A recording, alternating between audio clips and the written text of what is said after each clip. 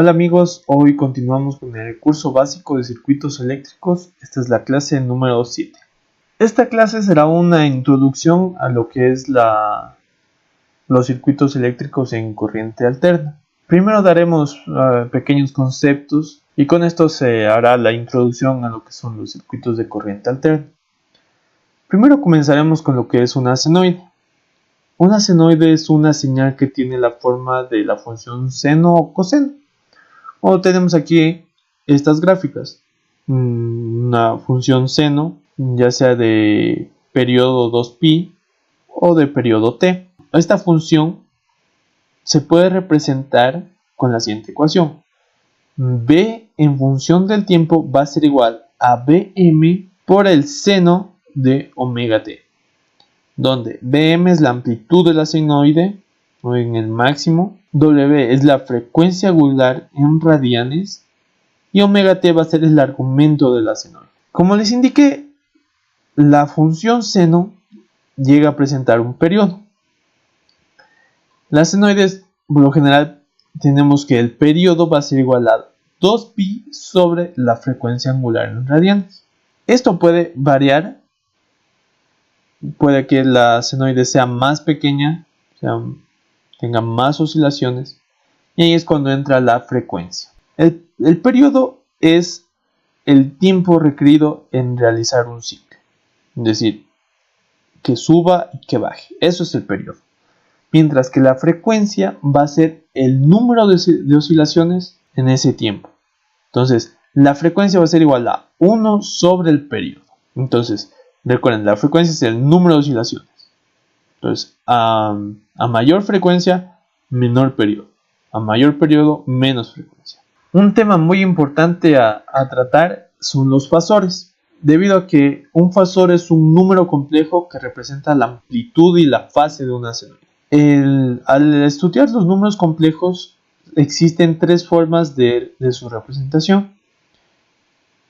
Tenemos la forma rectangular, formada por una parte real y una parte imaginaria.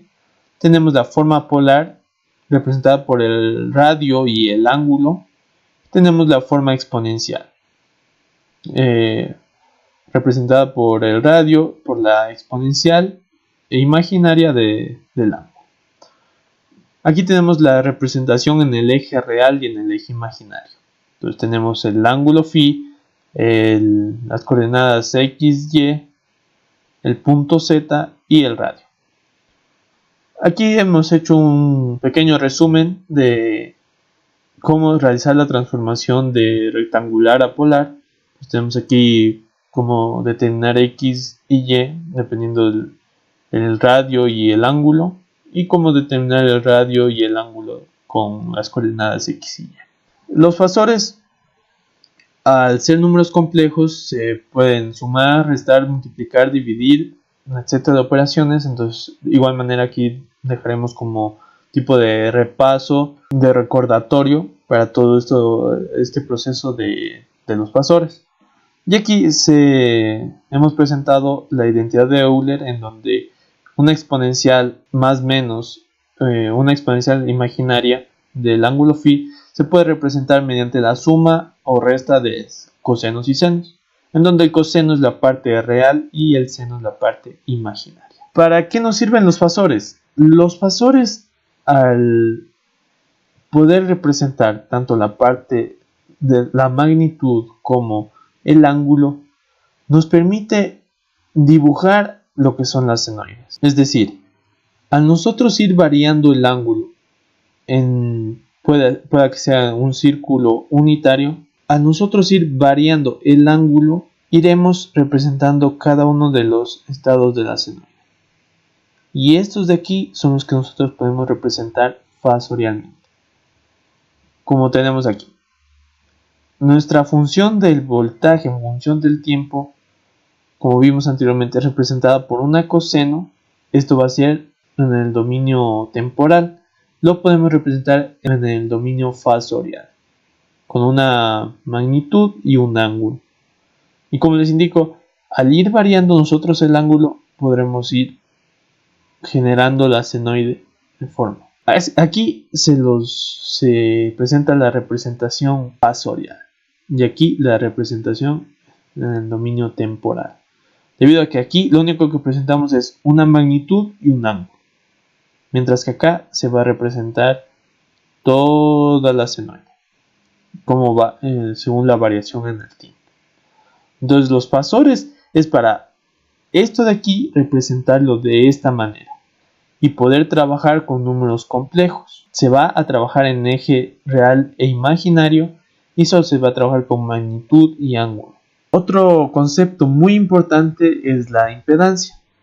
La impedancia, representada con la letra Z de un circuito, es la razón entre la tensión fasorial y la corriente fasorial, y esta se mide en ohmios. Es decir, la impedancia es equivalente a la resistencia, pero en los circuitos de corriente alterna. Como tenemos aquí, la impedancia va a ser igual al voltaje sobre la corriente, pero de forma fasorial. Y tenemos de la misma manera que el voltaje va a ser igual a la impedancia por la corriente fasorial. ¿A qué me refiero con esto de impedancia? Lo que sucede es de que al trabajar en circuitos de corriente alterna, los capacitores e inductores presentan una impedancia, como tenemos acá. Esta tabla es muy importante debido a que tenemos los tres elementos: R de resistencia, L de inductancia y C de capacitancia. ¿Cuál va a ser su impedancia?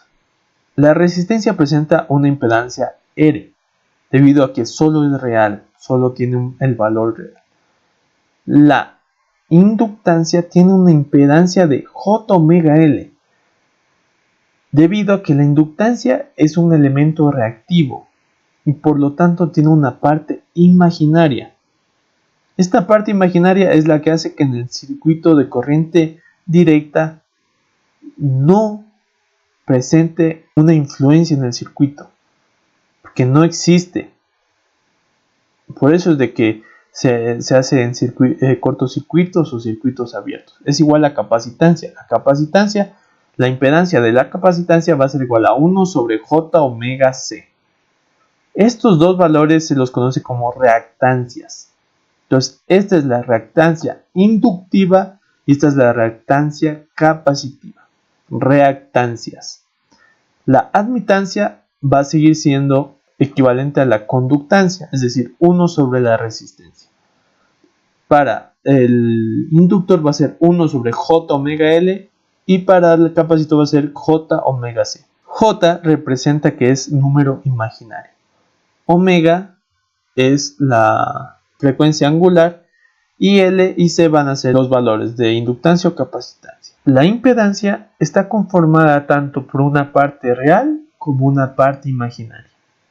Y esta parte imaginaria es conocida como reactancia.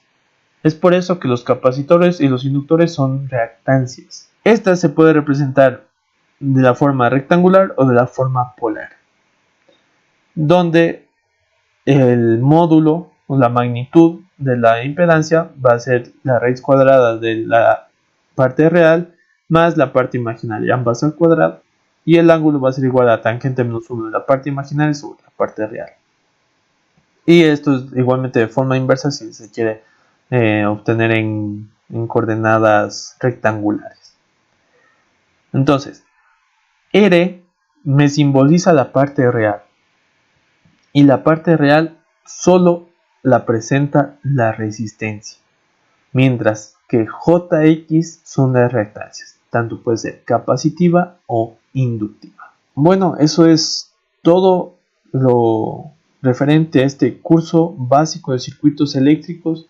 La verdad, esta parte de la corriente alterna es un tema de estudio muy amplio.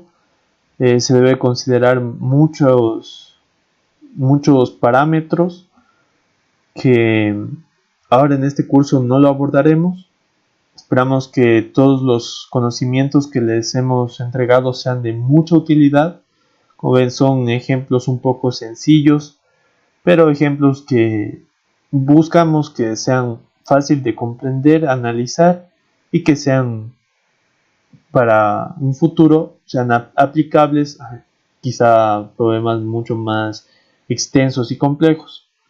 Como digo, en esta parte de la corriente alterna solo se ha dado una parte introductoria porque la verdad el estudio de la senoide es mucho más amplio, se tiene mucho más parámetros, se ve como los voltajes eficaces, los voltajes medios, un estudio más profundo de lo que son los periodos, las frecuencias, el cómo variar de una función con forma seno, variar a una forma coseno.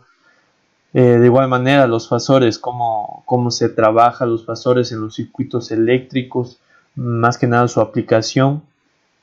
Igualmente la impedancia se lo ha dado a breves rasgos para que entiendan más o menos cuál es el concepto. Como indiqué, la impedancia es equivalente a la resistencia, pero solo en circuitos de corriente alterna. Y claro que las reactancias se debe estudiar mucho más a fondo porque los capacitores e inductores, al ser elementos reactivos, llegan a presentar un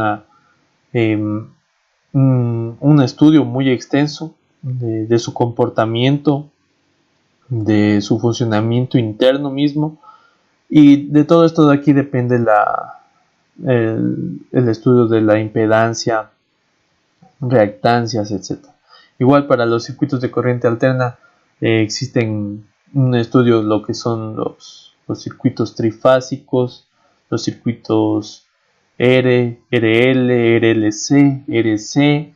Entonces se tendrá que ir abordando eso con mayor tiempo y siendo un tema mucho más amplio.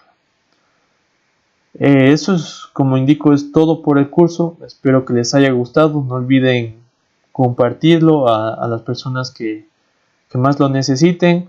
Suscribirse, porque este va a ser un canal donde se irán dando pequeños cursos, talleres de diferentes cosas de ingeniería, diferentes temas de ingeniería. Entonces espero que se suscriban, comenten si les ha gustado y hasta una próxima.